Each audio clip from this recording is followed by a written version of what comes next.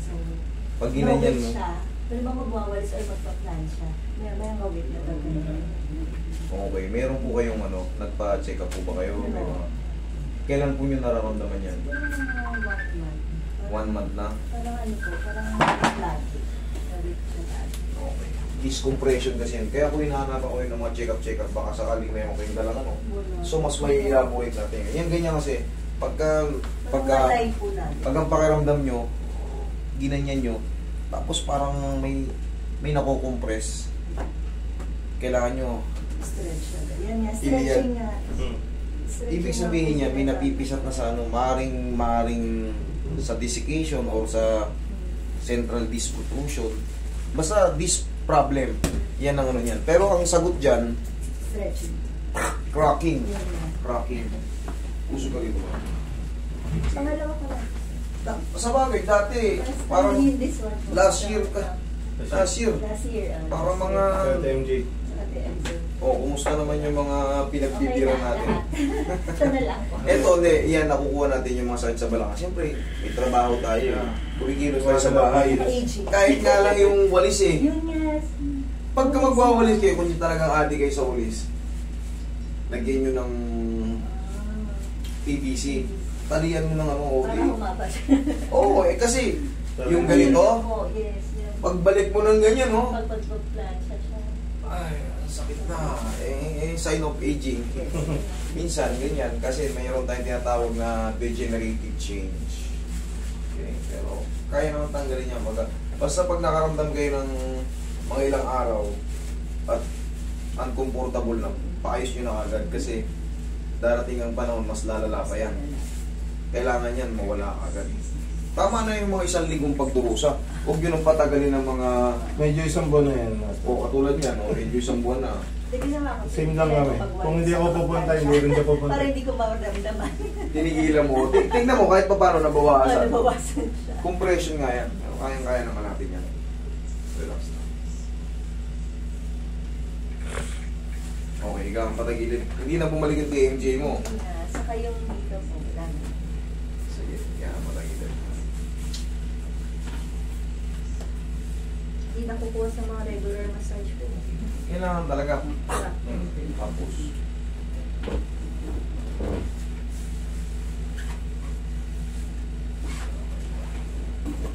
Kabilang side.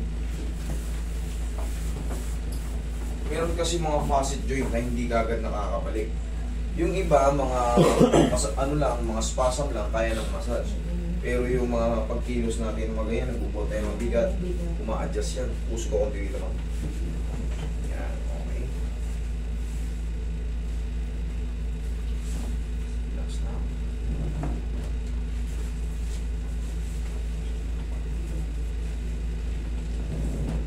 Yung magkaibang pectus yan. Diba? Tumunog pa ulit. Dito naman yung sa may ano, sa pelvis.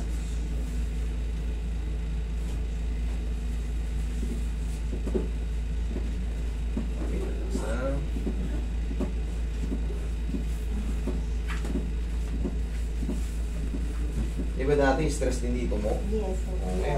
Ano?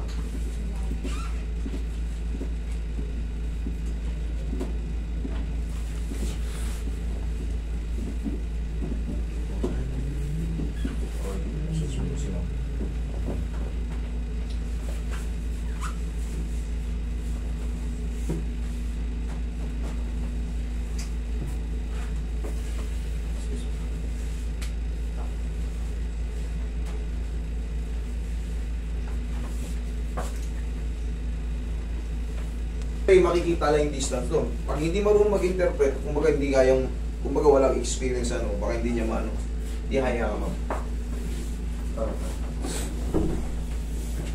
Kasi ang lalabas doon, no fracture, no Yun yung dislocation. ginagawa ko ngayon. Nilalagyan ko lagi ng pillow yung...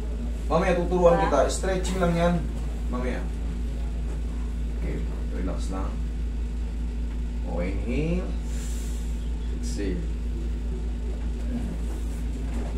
Turo ko sa'yo ano magiging basic na gagawin mo. Diyan ka lang muna. Ganito, ma'am mo.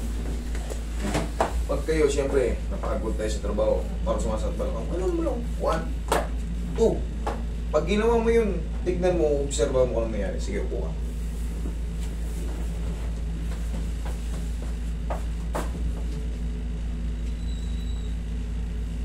Tignan mo nga, ngayon kung may ngawit pa nga dyan.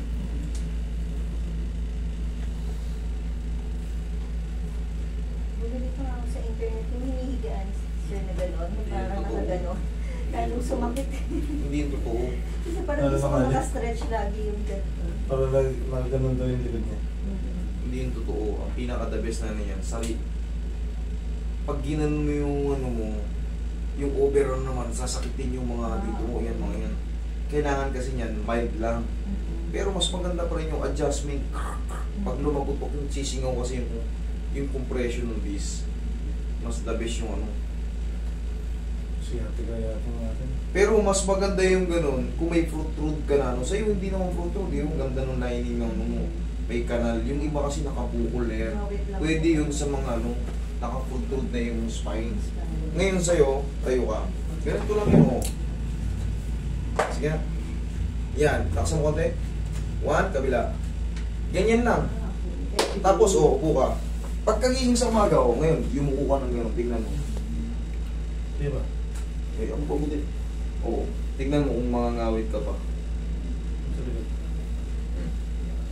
Yung nangyari lang yung pag medyo matagal na. Oo, kahit ngayon magplancha-plancha ka ng ano. Eh, diba? Madali lang siya i-treat. Sa mga marurunong. Pero pagka, siyempre, hindi naman lahat therapist eh. Kayo, hindi naman kayo therapist.